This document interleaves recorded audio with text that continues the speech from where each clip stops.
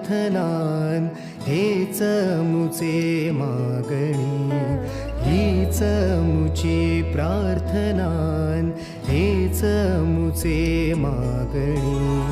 माणसाने माणसाशी माणसासम वागणे,